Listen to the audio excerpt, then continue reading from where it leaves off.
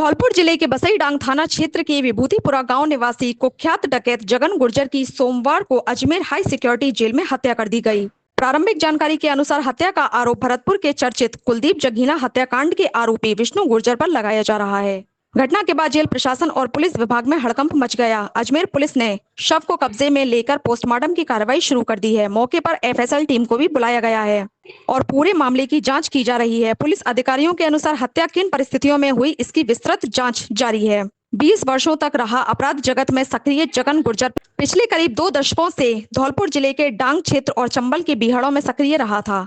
उसके खिलाफ राजस्थान, मध्य प्रदेश और उत्तर प्रदेश के विभिन्न थानों में हत्या का प्रयास, अपहरण, रंगदारी, डकैती, लूट, फिरौती और पुलिस मुठभेड़ समेत 125 आपराधिक मामले दर्ज थे। जगन गुर्जर 4 भाइयों में से एक था। उसके भाइयों में लाल सिंह, पान सिंह और पप्पू गुर्जर शामिल हैं। पप्पू गुर्जर वर्तमान में धौलपुर जिला कारागार में बंद है, जबकि पान सिंह को आजीवन कारावास की सजा सुनाई जा चुकी है और वह पैरोल पर बाहर बताया जा रहा है। लाल सिंह के खिलाफ भी गंभीर आपराधिक मामले दर्ज हैं। इनमें जगन और पप्पू गुर्जर को सबसे कुख्यात माना जाता रहा है। जगन गुर्जर को पुलिस कभी सीधे गिरफ्तार नहीं कर सकी। उसने खुद आत्मसमर्पण किया था। 7 फरवरी 2022 को उसने चौथी बार सरेंडर किया था। इससे पहले 30 जनवरी 2009 को करौली जिले के कैमरी गांव में आयोजित मेले में उसने तत्कालीन कांग्रेस नेता सचिन पायलट की मौजूदगी में अपने गिरोह सहित आत्मसमर्पण किया था। वर्ष 2008 में जगन गुर्जर ने तत्कालीन मुख्यमंत्री वसुंधरा राजे के धौलपुर स्थित महल को बम से उड़ाने की धमकी दी थी। उस समय उस पर 11 लाख रुपए का इनाम घोषित था। पुलिस दबाव और संभावित मुठभेड़ के डर से उसने बाद में आत्मसमर्पण कर दिया था। जनवरी 2022 में जगन गुर्जर का एक वीडियो सोशल मीडिया पर वायरल हुआ था, जिसमें उसने तत्कालीन बाड़ी विधायक गिरिराज सिंह मलिंगा और पुलिस अधिकारियों के खिलाफ आपत्तिजनक टिप्पणियां की थी। इसके बाद धौलपुर पुलिस ने उसकी गिरफ्तारी पर 50,000 रुपए का इनाम घोषित किया था।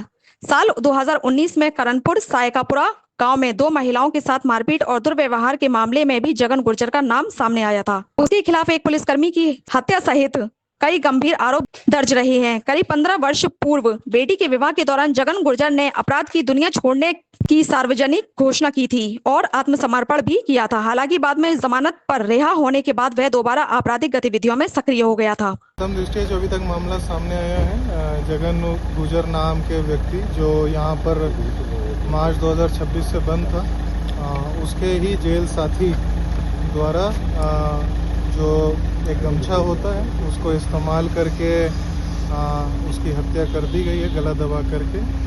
और बाकी सभी तकनीकी रूप से और एफएसएल एमओबी टीम विजिट कर चुकी है मौके पे और इस पे आगे की जो विधिक कार्रवाई है वो विधिक कार्रवाई की जाएगी और अकॉर्डिंगली जो भी इसमें अपराधी हैं उनको अरेस्ट किया जाएगा। अभी तक ऐसी कोई भी बात सामने नहीं आई है और बिल्कुल ये जेल के अंदर जो छोटे मोटे झगड़े होते हैं, बस इसी बात को लेकर के ये जो है घटनाक्रम पूरा हुआ। सर, हाई सिक्योरिटी जेल के अंदर गैंगवार, क्या कहते हैं आप?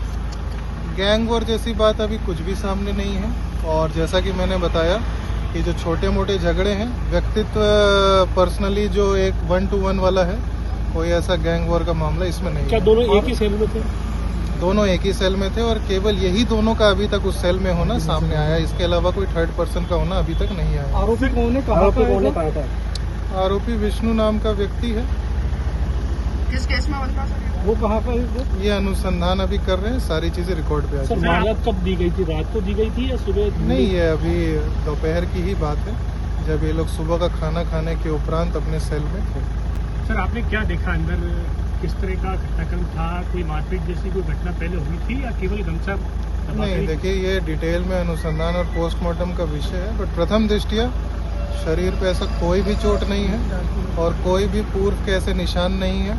केवल और केवल मात्र जो है वो एक गमछे को इस्तेमाल करके और स्ट्रैंगुलेशन का। दोनों कब से साथ में थे? सेल में कब से साथ में थे? ये कई बार ये सेल में साथ में रह चुके हैं और जो रिकॉर्ड में साथ में आएगा वो रिकॉर्ड पे ले लिया। डकैत जगन के बेटा ने मामले की सीबीआई जांच की मांग। बाड़ी कोतवाली पुलिस थाने पर शिकायत देने पहुंचे परिजन। अजमेर हाई सिक्योरिटी जेल में धौलपुर के कुख्यात 10वीं जगन गुर्जर की कुलदीप जगीना हत्याकांड के आरोपी विष्णु गुर्जर द्वारा हत्या किए जाने के बाद 10वीं जगन गुर्जर के परिजनों में भारी रोष देखा जा रहा है। रात को परिजन बाड़ी कोतवाली पुलिस थाने शिकायत लेकर पहुंच गए। घटनाक्रम अजमेर का होने की वजह से पुलिस ने परिजनों को अजमेर मुकदमा दर्ज कराने की सलाह दी है। दस्यू जगन गुर्जर के पुत्र आसाराम गुर्जर ने मामले की जांच सीबीआई से कराने की मांग रखी है। आसाराम ने बताया कि उनके पिता जगन का 3 महीने पूर्व धौलपुर जिला कारागार से Ajmer high security jail transfer किया था। अजमेर जेल में जगन गुर्जर का छोटा भाई पप्पू गुर्जर भी सजा काट रहा था। आसाराम ने बताया कि दोनों भाई एक बैरक में बंद थे, लेकिन जेल प्रशासन ने जगन गुर्जर को कुलदीप जगीना हत्याकांड के आरोपी विष्णु गुर्जर की बैरक में शिफ्ट कर दिया और सोमवार को विष्णु गुर्जर ने जगन गुर्जर की हत्या कर दी। आसाराम गुर्जर ने बताया कि अजमेर हाई सिक्योरिटी जेल में जगन गुर्जर को परेशान किया जा रहा था। इसे लेकर पूर्व में गृह राज्य मंत्री जवाहर सिंह बेडम को एक शिकायत पत्र भी दिया था। आसाराम गुर्जर ने बताया कि पिता जगन गुर्जर की जेल में हत्या की है। अजमेर हाई सिक्योरिटी जेल में चाचा पप्पू गुर्जर भी सजा काट रहा है। कारागार में चाचा पप्पू गुर्जर के लिए भी खतरा बना हुआ है। डकैत जगन गुर्जर का पुत्र आसाराम गुर्जर परिजन और रिश्तेदारों को साथ लेकर बाड़ी कोतवाली पुलिस थाने मुकदमा दर्ज कराने के लिए पहुंच गया। पुलिस ने अजमेर हाई सिक्योरिटी जेल का घटनाक्रम होने के कारण अजमेर में ही मुकदमा दर्ज करवाने की सलाह दी है। इसके बाद आसाराम गुर्जर परिजन और तमाम रिश्तेदारों को साथ लेकर अजमेर रवाना हो गया है। जगन की मौत के बाद परिजनों में कोहराम मच गया है। पता नहीं जेल में विष्णु ने जो हत्या करने की बोला, मुझे सीबीआई जांच चाहिए। मैं पिछले 2 साल से तो मेरे अंकल है जो उनको भी खतरा होने की संभावना थी, तो मैं कई बार मैडम साहब के पास गया हूँ और कोई मतलब हर जगह छोड़ी नहीं है मतलब एप्लीकेशन देने में कि हमारे यहाँ जिले के अंदर करवाओ अंकल को। फिर मेरे पिताजी को भी वहाँ पहुँचा दिया, तो वो दोनों साथ में रहते थे। कल उनको अलग किया है, आज आप हत्या होगी। मुझे तो ये चाहिए, मेरे अंकल का ट्रांसफ़र चाहिए और मेरी सीबीआई जांच चाहिए मेरे पिताजी की, ये प्रशासन से मांग। नमस्ते धौलपुर, मैं हूँ doctor Mahima John Arun, vice chairman of Emmanuel mission senior secondary school Dholpur. Every child carries a future waiting to be shaped. Not only are we fully equipped for academic excellence, we cater to cultural, literary, art categories for your child's holistic development. While winning means the world to us, we don't compromise on our morals, values and standards.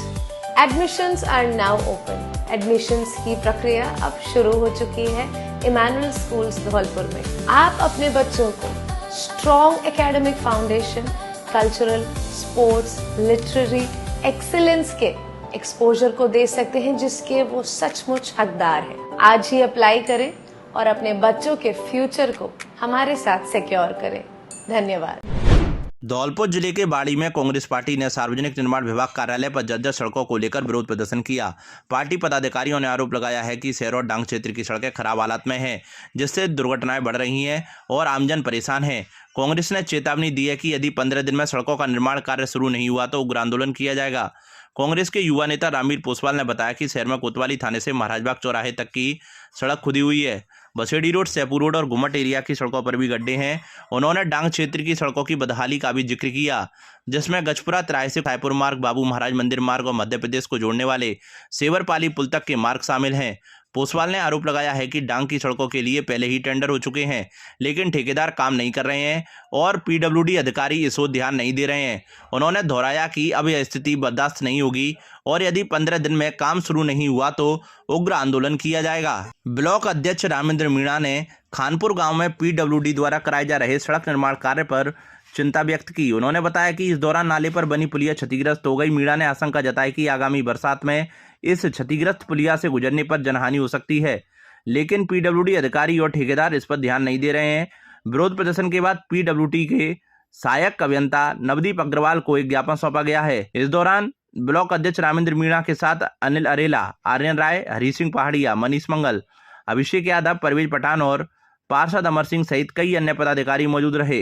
यहाँ बाड़ी के अंदर महाराजबाग चौराहे से bypass तक सारी रोडें खुदी पड़ी हुई थी और बसेड़ी रोड पर वहाँ कुछ गड्ढे हो रहे थे, घुमट में भी कुछ गड्ढे थे। तो बाड़ी की स्थिति थोड़ा बहुत ख़राब है। उधर अपन डांग में जाते हैं तो बाबू महाराज की रोड है खुदन्ना तक, वो पूरी डैमेज दरी हुई है, बहुत उसकी स्थिति बहुत ख़राब है। इसी को लेकर के कांग्रेस पार्टी ने आज ज्ञापन दिया है और आशा करते हैं कि ये लोग जल्दी से जल्दी काम को शुरू कराएंगे और आश्वासन दिया इन लोगों ने, हम बहुत जल्दी काम शुरू कर रहे हैं। अब अगर ये काम 15 दिन 20 दिन में नोटिस नहीं देते हैं ठेकेदारों को या कोई कार्रवाई नहीं करते हैं तो फिर हम बहुत जने आकर के 500-700 कार्यकर्ताओं के साथ कांग्रेस पार्टी आकर के फिर धरना देगी और आंदोलन करेगी। हम इनको अब चेतावनी देकर जा रहे हैं, 15 दिन में हो सकता है हम दोबारा फिर लौट के आएँ। अभिभावकों के लिए बड़ी खबर, बड़ी खबर, बड़ी खबर। Admission open, admission open, admission open. प्रिय अभिभावकों, घंटाघर रोड धौलपुर में स्थित एवीएम कॉन्वेंट स्कूल लेकर आया है आपके बच्चों के उज्जवल भविष्य का सुनहरा अवसर, जहां प्ले ग्रुप से 12th तक साइंस, कॉमर्स, आर्ट्स सभी स्ट्रीम्स में नए सत्र 2026-27 के लिए प्रवेश प्रारंभ हो चुके हैं। हम क्यों है सबसे अलग? Concept based learning system, experienced and dedicated teachers, smart classes with digital learning, modern science and computer labs, abacus skill training तेज दिमाग और बेहतर गणित के लिए, regular tests and performance tracking, personality development and spoken English, sports, cultural and extra activities, safe and reliable transport facility। यहाँ बच्चों का overall development किया जाता है। Education plus discipline plus confidence plus skills. याद रखिए, आज का सही निर्णय आपके बच्चे का उज्जवल भविष्य तय करता है। तो देर किस बात की, आज ही अपने बच्चे का एडमिशन कराइए। AVM convent school, building bright futures for tomorrow. Dholpur जिले की बाड़ी कोतवाली थाना पुलिस ने रविवार रात शहर में सघन नाकाबंदी की। इस दौरान विभिन्न चौराहों और मुख्य सर्कलों पर वाहनों की जांच की गई। यातायात नियमों का उल्लंघन करने वाले 20 दोपहिया वाहनों के चालान काटे गए। यह कार्रवाई जिला पुलिस अधीक्षक विकास सागवान के निर्देश पर की गई। एएसआई नीरज कुमार शर्मा और श्याम सुंदर शर्मा की टीमों ने अलग अलग स्थानों पर जांच अभियान चलाया। कोतवाली थाना अधिकारी देवेंद्र शर्मा ने बताया कि रविवार शाम 8 बजे से शहर के विभिन्न बिंदुओं पर सघन निगरानी रखी गई। चौपहिया वाहनों की आकस्मिक जांच की गई, जबकि नियम विरुद्ध पाए गए दोपहिया वाहनों के खिलाफ कार्रवाई करते हुए कुल 20 चालान जारी किए गए। एसएचओ देवेंद्र शर्मा ने बताया कि जिला पुलिस अधीक्षक ने एनएच हाईवे, स्टेट हाईवे और अन्य सड़क मार्गों पर भी आकस्मिक जांच के निर्देश दिए हैं। इसका उद्देश्य अपराधियों, अवैध मादक पदार्थों की तस्करी और अन्य गैर कानूनी गतिविधियों पर अंकुश लगाना है। अपना घर आश्रम की वर्षगांठ पर लगाया रक्तदान शिविर। धौलपुर जिले के बाड़ी शहर में सोमवार को अपना घर आश्रम की 26वीं वर्षगांठ पर रक्तदान शिविर का आयोजन किया गया। सत्यनारायण धर्मशाला में लगे इस शिविर में युवाओं ने उत्साहपूर्वक भाग लिया और 6 घंटे में 105 यूनिट रक्त एकत्रित किया गया। यह शिविर भरतपुर के बछेरा स्थित असहाय, निराश्रित, विमंदित और मानसिक रूप से परेशान अनाथ लोगों की सेवा में समर्पित संस्था अपना घर आश्रम की स्थापना के 26 वर्ष पूरे होने के उपलक्ष्य में अपना घर इकाई बाड़ी द्वारा आयोजित किया गया था। सुबह 10 बजे से दोपहर 2 बजे तक चले इस शिविर में अपना घर की महिला एवं पुरुष इकाई के पदाधिकारियों के साथ साथ शहर की विभिन्न स्वयंसेवी संस्थाओं के पदाधिकारी और गणमान्य नागरिक उपस्थित रहे। सभी ने शिविर के सफल आयोजन में सहयोग किया। शिविर में बाड़ी सीओ महेंद्र मीणा, थाना अधिकारी देवेंद्र शर्मा, डॉक्टर शिवदयाल मंगल और मुन्नालाल मंगल ने अतिथि के रूप में शिरकत की। उन्होंने रक्तदान के महत्व पर प्रकाश डाला और युवाओं से अधिक रक्तदान करने का आह्वान किया। अतिथियों ने भीषण गर्मी के बावजूद सफल आयोजन के लिए अपना घर के पदाधिकारियों का आभार व्यक्त किया। अग्रवाल सभा के अध्यक्ष दिनेश गर्ग बागतरिया और भाजपा नेता अनिल गोयल भी अन्य अतिथियों में शामिल थे। अपना घर के अध्यक्ष भुवनेश्वर शर्मा ने बताया कि भरतपुर के मुख्य आश्रम की स्थापना 29 जून 2000 को डॉक्टर BM भारद्वाज द्वारा की गई थी।